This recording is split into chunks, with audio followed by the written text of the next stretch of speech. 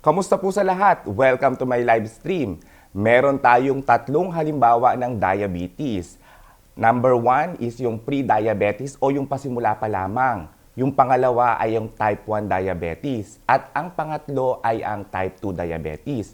Matutulungan po namin kayo na maiwasan at maalis ang diabetes at gawing stable ang inyong blood sugar. Gaano man ito kataas. All you have to do is to stay lang kayo sa panonood ng aking live stream. Kung magkaroon ka ng komplikasyon tulad ng pamamanhid ng iyong mga kamay at paa, cramps, malabong paningin, weak kidney, nocturia, madalas na pag-ihi at patuloy na pagbaba ng timbang, ngayon, gusto ko lang pong linawin na maraming mga produkto na dairy product o gatas sa merkado na nagsasabing gumagamot sa diabetes.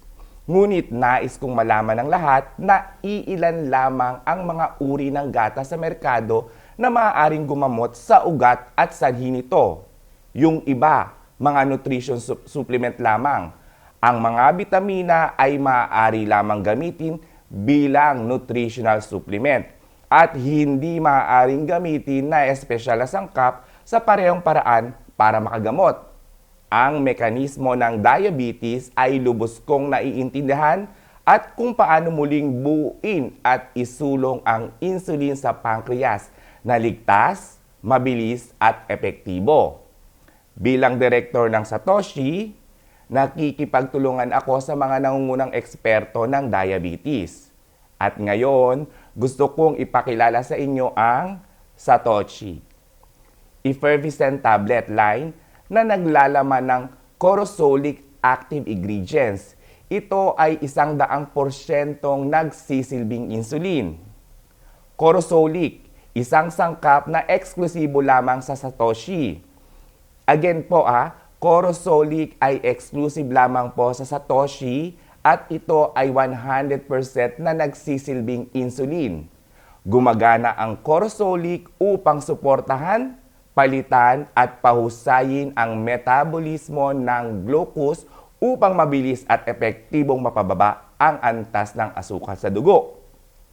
Ang Satoshi ay ang tanging effervescent tablet sa Pilipinas na naglalaman ng eksklusibong sangkap ng corosolic na may epekto na hanggang 100% na insulin at gumagamit ng unang nano-micro na technology sa Japan upang makatulong at mapababa ang asukal sa dugo ng hanggang 10 beses. Inuulit ko po hanggang 10 beses na mas mabilis kaysa karaniwang produkto.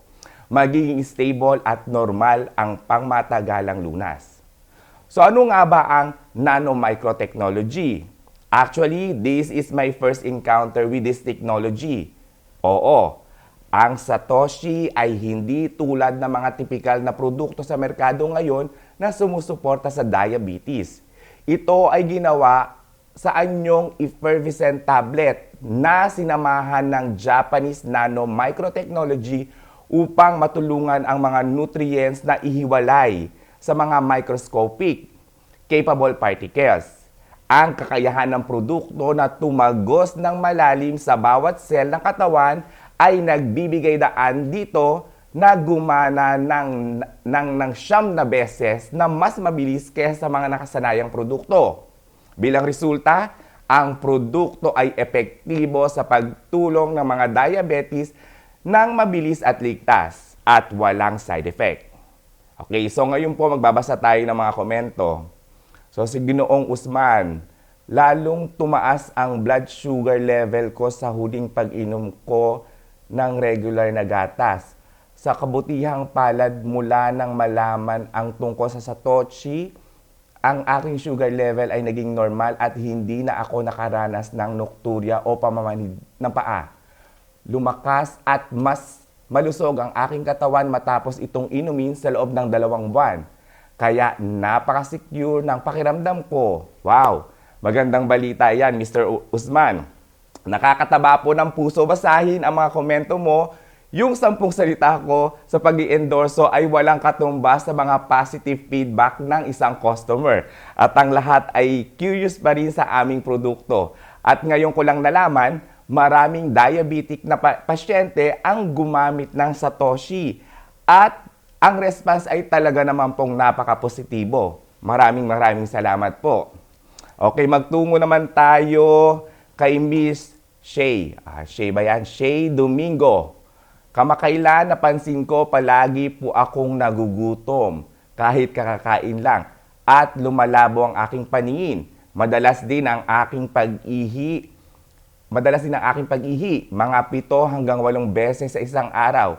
Possible po bang may diabetes ako?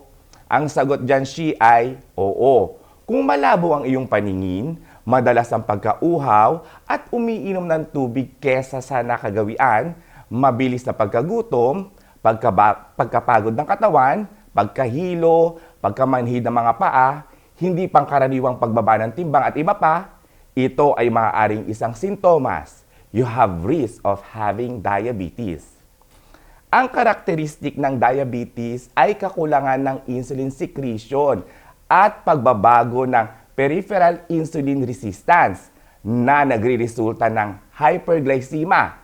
Ang long-term diabetes ay maaaring humantong sa iba't ibang seryosong komplikasyon, kabilang na ang kidney failure, heart failure, retinal damage, ketoacidosis, amputation ng paa, at maging ang kamatayan. Kaya kung lumitaw ang alinmang mga sintomas sa itaas, I suggest magpatingin ka na sa doktor sa lalong madaling panahon para maagapan at malampatan ka ng mahusay na paggamot. Naway nasagot ko ang iyong katanungan. Okay, alright. So ito naman si Mr. Romeo Pahayhay.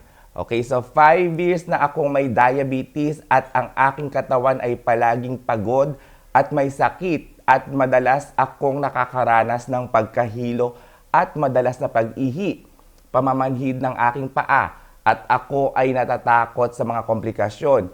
Kaya nakakatulong ba ang pag-inom ng Satoshi upang mabawasan ang mga komplikasyon?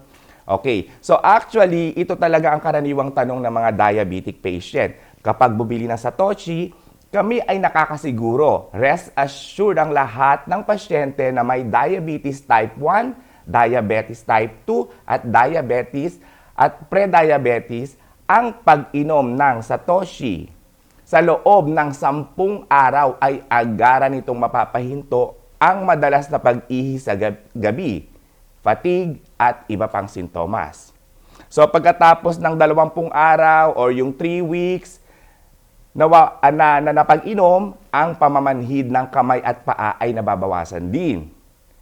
Ang antas ng asukal sa dugo ay mas mababa sa 6 na puntos o millimole.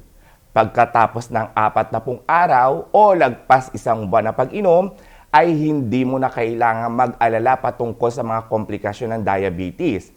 Ang epekto ay mabilis at lubhang ligtas. Kaya kahit sino ay maaaring gumamit nito ng walang pag-aalala.